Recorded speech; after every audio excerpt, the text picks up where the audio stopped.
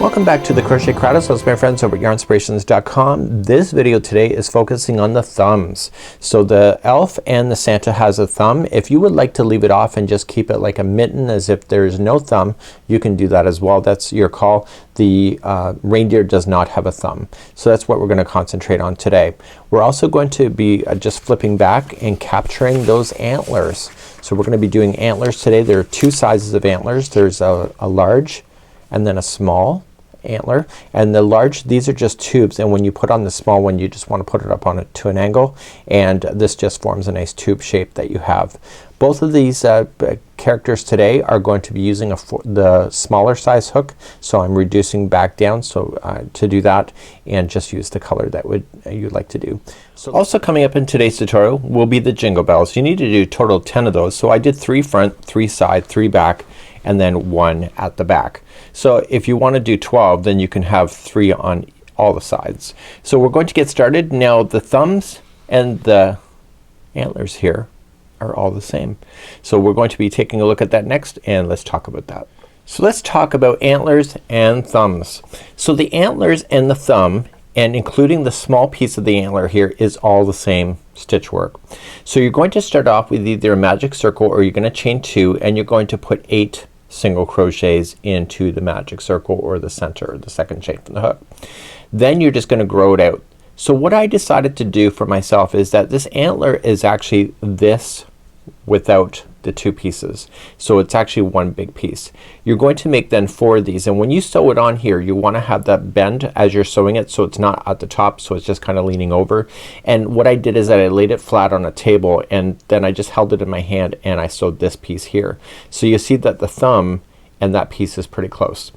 So as a lazy person that I am, I decided to do, or maybe it could be smart, but I decided to do 1 antler, and I did actually do all the counts of the rounds.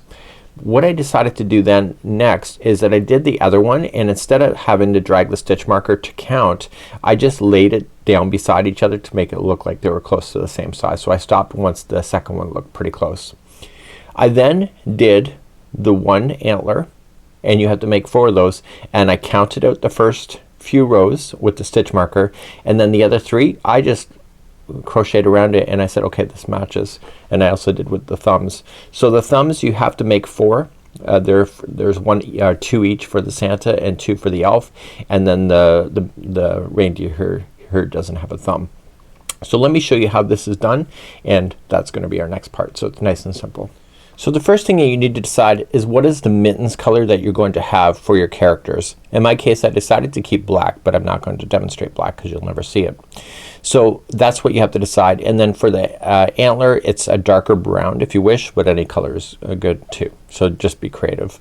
So you're just going to start off, and you can do a magic circle, or you can chain a total of 2 really tightly, and 1 and 2, and then in the beginning one or the magic circle you're going to put 8 single crochets. So 1, 2, and 3,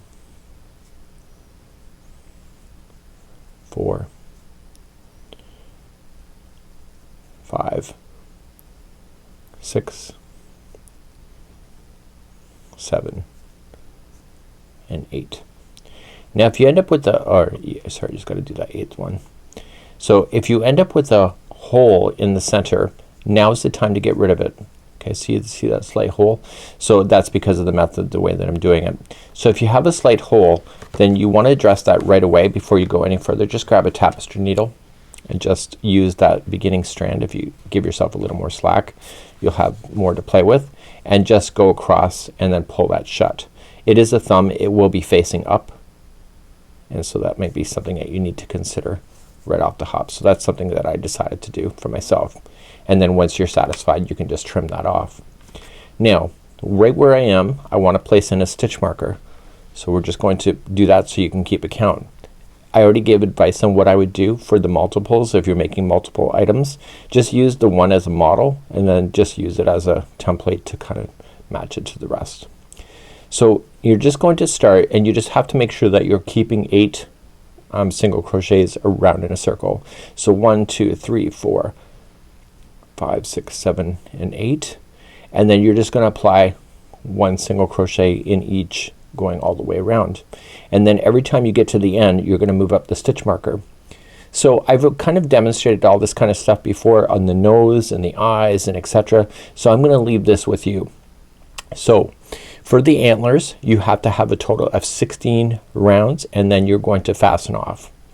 And then you're gonna lightly stuff those as you go as well to make it easier for yourself. But if you don't stuff as you go, you can get your finger in. At least I could, even with my thick finger. I can get that into the hole and put in the stuffing later. For the thumb you only want to do 5 rounds because the thumb is not that tall, just like you see there. And then for the antlers, for the small piece, it's 6. Again, I would do 1 to count it out and then lay it down and then use that as a template. So you can make all of your particular tube like structures with this particular concept, and it's just a matter of 8 single crochets around in a circle and create your tubes and then finish it off. So that's what I would do if I were you and you were me. So let's begin to make the jingle bells next. So the collar bells, or the jingle bells that I'm calling it, are on the collar itself of the deer. And what we have here is that you're going to just either do a magic circle or just chain too tightly. Again, you can put your if you have a hole in the middle you can sew it shut. You're going to do your 8 single crochets in the first, or in the hole, or the first stitch. So I have currently 2 already, so this will be 3, 4, 5, 6, 7, and 8. Now I wouldn't put a stitch marker in here if I were you, because I didn't when I did mine. So you know you have 8. So you're just gonna start in the first one. If you're not sure, just count it back. It's the 8th one. And what I would do, instead of putting a stitch marker to know when you're all the way around, just count them. So just start in the first one. So 1, and you have to get to 8. 2, 3, 4, 5, 6, 7, and 8. And once you have your 8th, just slip stitch to the next one, and then that's it. And leave this as a long tail so that you can sew it on. So let's go back to the actual project itself, and let's give you some sewing on advice. So back to my operation table. So I decided the last strands here from the big one here is what I used to sew it in. So I went across the bottom here, and then if you notice I tacked it up here. So I actually put a separate piece of a strand in there, and I went from the front and then I looped it around and then I tied it, and then I just wove in the ends on the inside of this.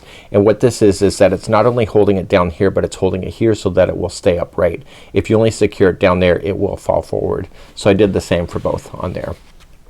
For the jingle bells, I just circle around and I went and just nailed it in each. You can pin it to your project if you would like to, but I didn't bother because it's pretty easy. I started with the center first, and then I worked on either side, and I did that the same for each of the sides. This is called surface overlay, and what I did is that if you look up surface overlay on our YouTube channel, you can find out what that is. And all I'm doing is that I'm using the fluff. And surface overlay, you access the yarn from the back side, so the fluff would have been on the back, and I'm pulling it through and I'm slip stitching it like a sewing machine all the way. And what I decided to do is that I went in between the stitches where the green exists and the brown in order to just go all the way around, and you can see that I have tips on how to get it so that it looks pretty decent when you get all the way around. So this is today's tutorial. So the next one is going to be the mittens and the arms, and that I think is going to be the end of our series. And as we've been progressing along, it's getting more and more cute. At least I think so. So I'll see you next time. It's Mikey on behalf of the Crochet Crowd, as well as my friends over at yarnspirations.com.